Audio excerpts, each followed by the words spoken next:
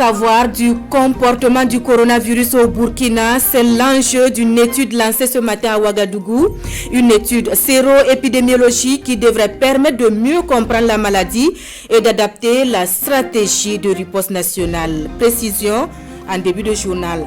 Dans cette édition, il sera également question de pastoralisme et lutte contre l'extrémisme violent dans l'espace à CEDEAO. Et ce sont les Rougas, ces pasteurs et agropasteurs qui questionnent leur apport dans l'instauration d'un climat apaisé dans l'espace communautaire. La guerre est terminée et les adversaires sont pardonnés, assurance donnée par les nouveaux maîtres de Kaboul. Dans leur première sortie médiatique, les talibans s'engagent également à laisser les femmes travailler dans le respect des principes de l'islam. Voilà pour le sommaire de ce 13h. Bonjour et merci de nous recevoir chez vous. Lancement ce matin d'une étude séro-épidémiologique du coronavirus au Burkina. Une enquête qui devrait permettre de mesurer la proportion de population mise en contact avec le virus, d'avoir une meilleure connaissance de son comportement avec pour finalité l'adaptation de la stratégie de riposte. Détail avec Amadou Ilboudo et Isia Kanana. Le cassé Covid-19, une étude séro-épidémiologique de la maladie à coronavirus au Burkina Faso. Une enquête du ministère de la Santé pour avoir une idée exacte avec des chiffres à l'appui sur la situation du Covid-19 dans l'ensemble des 13 régions du Burkina. L'ambition affichée, recueillir les avis des Burkinabés sur la maladie et leur perception sur les vaccins contre le Covid-19. Les tests que nous réalisons au quotidien ne permettent pas d'avoir une idée sur la prévalence de la maladie sur toute l'étendue du territoire.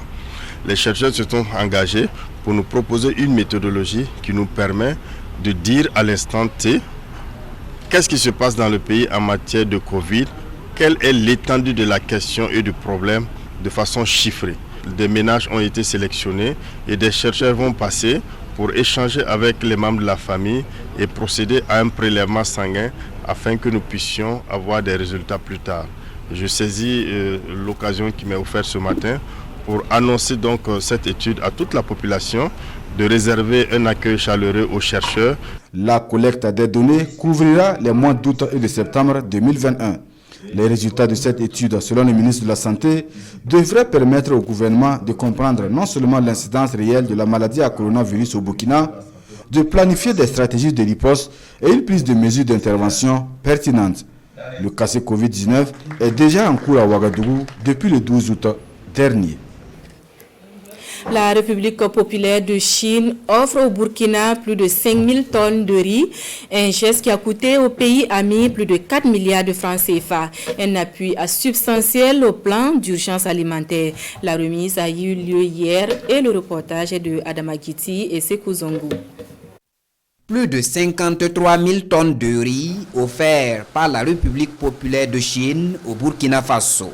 À travers ce geste symbolique, c'est environ 4 milliards de francs CFA qui ont été mobilisés pour réaliser ce don de vivres. Un don pour accompagner les populations burkinabées en cette période dite de soudure. Ça doit être un projet qui est depuis longtemps, justement pour répondre aux besoins alimentaires, surtout sous le contexte sanitaire et sécuritaire plus ou moins difficile ici au Burkina Faso.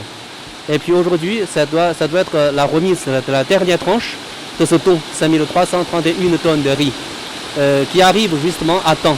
J'espère que ça peut donner un soulagement pour surtout les personnes déplacées. Troisième du genre, ce geste traduit l'excellence des relations entre le Burkina Faso et la Chine. Et cette aide alimentaire d'urgence est hautement saluée par les bénéficiaires. Nous avons une population vulnérable qui s'augmente de jour en jour avec ces déplacés internes. Et nous avons déployé des moyens qui ne sont pas suffisants. Et donc ce don vient contribuer donc, aux actions qui sont déjà engagées. Depuis le rétablissement des relations diplomatiques entre le Burkina Faso et la Chine en 2018, que de retombées en faveur des populations, de la coopération dans les secteurs de l'agriculture, des infrastructures, de la formation professionnelle et de la santé, l'axe Ouagadougou-Pékin se consolide au fil des années. Bitou, capitale des Rouga de l'espace CEDEAO, le temps de leur journée de réflexion sur leur contribution à la lutte contre l'extrémisme violent. 72 heures durant, ces pasteurs et agro-pasteurs ont questionné leur rôle face à la dégradation de la situation sécuritaire et les actions à entrevoir pour une transhumance apaisée et une cohésion sociale dans l'espace communautaire. En marche, une fêtière a été mise en place. Emi Douamba et Bernard Diassou. Ils sont venus des 5 pays d'Afrique que sont le Burkina, le Niger, le Bénin, le Ghana et le Togo. Ces éleveurs pasteurs à prendre part aux travaux des 72 heures du pasteur et de l'agro-pasteur dont l'objectif vise la meilleure gestion de la transhumance face aux défis sécuritaires. Initiés par les réseaux Bilital Marobé et l'Union nationale des Rouga du Burkina, ces travaux de concertation et de réflexion ont permis aux participants d'engager une analyse profonde sur les enjeux et les défis du pastoralisme dans l'espace CEDEAO. On a dit même, dans 2 jours là, on va installer les Rouga des frontières. Tous les frontières où que les transhumances est traversé, on va installer un Rouga, il va regarder comme les difficultés de transhumance là. Le gouvernement burkinabé, pour sa part, a salué cette rencontre des éleveurs et pasteurs nationaux ou transfrontaliers et du même coup interpelle l'ensemble des organisations sous-régionales à accompagner les Rouga dans la mise en œuvre de leur plan d'action. Le gouvernement est disponible à les accompagner.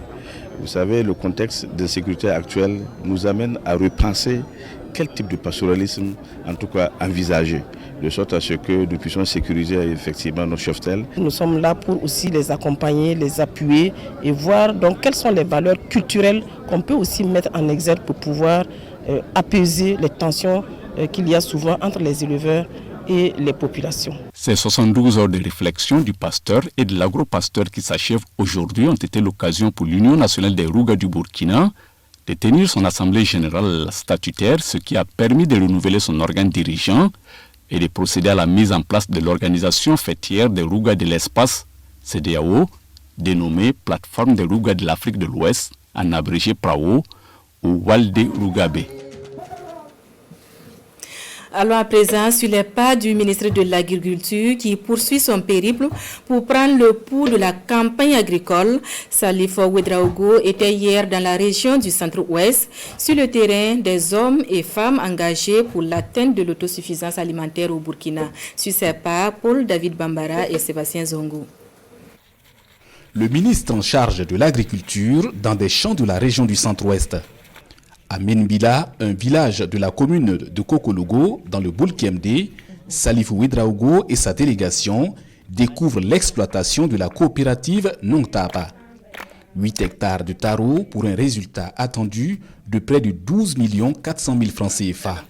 Fruit du labeur de 195 femmes encadrées par les techniciens de l'agriculture. On produisait pour manger seulement. C'est petit à petit, on a amélioré. Et puis on a su que si on part vendre aussi, ça bénéficie. Sinon, c'était pour produire manger seulement. Au secteur 5 de Réau, dans le Sanguier, Dame Epima Kangouro reçoit les encouragements du ministre et sa délégation pour avoir réussi 4 hectares de niébé sur des terres arides qu'elle a fait produire avec l'accompagnement des techniciens. À Cordier, Bassolman Baïli a lui réussi à récupérer 8 hectares de terres arides. Il présente 6 hectares de sorgho, 1 hectare de maïs et un autre de niébé avec plus de 3 millions de francs CFA de résultats prévisionnels. Un sol qu'on ne pouvait même pas produire, l'herbe même ne poussait pas. J'ai commencé à récupérer en faisant des ailes, en utilisant la fumure organique. J'ai vu entre-temps aussi l'eau circule beaucoup. J'ai aménagé ça avec des cordons piorés. Donc quand une petite pluie tombe seulement, l'eau qui reste dans le sol dépasse ce qui va ruisseler, partir. Donc c'est ça qui fait que mon exploitation a changé. À Kelma, un village de Sabou, dans le Boulkemde, une quarantaine de femmes demandent un soutien pour étendre leur exploitation de 2 hectares de riz dans un bas-fond extensible à 50 hectares. Plus loin à Didir, le ministre de l'Agriculture visite 100 hectares de riz produits de plus de 1100 producteurs et productrices. Des visites qui permettent à Salif Ouedraogo de prendre la situation de la campagne agricole dans la région du centre-ouest. Les pluies se sont installées au niveau de la deuxième décade du mois de mai. Et depuis cette installation, elles sont assez régulières. Mais nous avons constaté que sur 15 postes pluviométriques, il y a 3 qui sont déficitaires, notamment Sabou, Sapui et Kassou. Mais avec ces pluies qui sont devenues régulières, nous pensons que, en tout cas, la tendance est que cette pluviométrie est nettement mieux que l'année passée. Le centre-ouest poursuit un objectif régional de production de 500 000 tonnes de céréales, dont 36 000 tonnes de riz. Jeux olympiques, Tokyo remet le couvert. La capitale nippone accueille du 25 août au 5 septembre prochain les personnes en situation de handicap pour les Jeux paralympiques. Et le Burkina sera au rendez-vous. Avant leur départ, nos ambassadeurs ont reçu les encouragements du ministre de tutelle. Moment d'échange rapporté pour nous par Asmane Zoundi et Christelle Dabré. Une présence qui se veut honorable. Pour sa 7e participation aux Jeux paralympiques, le Burkina entend s'illustrer. Il compte sur la médaille de bronze d'Afrique Victorine Guissou au lance de poids et javelot et sur Ferdinand Compaoré aux 100 mètres, 1500 mètres et au saut en longueur malfoyant. Au vu des performances que nous avons réalisées dans les différentes compétitions internationales avant les Jeux paralympiques, et surtout au niveau de la fille, je pense que c'est promettant. Les 2 étalons internés depuis quelques jours ne rechignent pas à la tâche malgré les moyens de bord pour le résultat escompté. Pour les stimuler, le ministre de tutelle leur rend visite.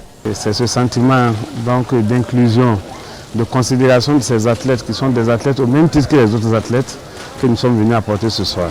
Depuis que je suis à la tête de cette fédération depuis 2008, nous n'avons jamais eu l'honneur de recevoir une visite d'un ministre, d'une personnalité du gouvernement pour nous accompagner lors de nos sorties.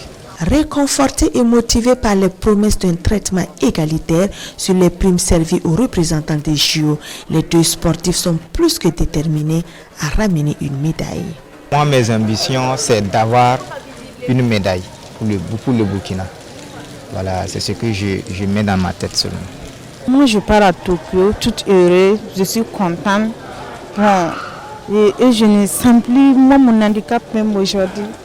La délégation burkinabé bouge ce jeudi pour Tokyo pour les 16e Jeux paralympiques qui se tiennent du 25 août au 5 septembre. Au total, 4400 participants se défient dans 22 sports répartis en 540 épreuves. Les nouveaux maîtres de Kaboul donnent leur vision de la gestion du pays. Dans leur première sortie médiatique, les talibans disent pardonner les adversaires. Ils s'engagent également à laisser les femmes travailler dans le respect des principes de l'islam. Les talibans ont assuré mardi que la guerre était terminée en Afghanistan et que tous leurs adversaires seraient pardonnés. Le porte-parole du mouvement islamiste a déclaré qu'un gouvernement serait bientôt formé en établissant des liens avec toutes les parties. Peu avant cette conférence de presse, le numéro 2 des talibans, le Mollah Abdul Ghani Baradar, est arrivé en avion à Kandahar, dans le sud du pays, en provenance du Qatar.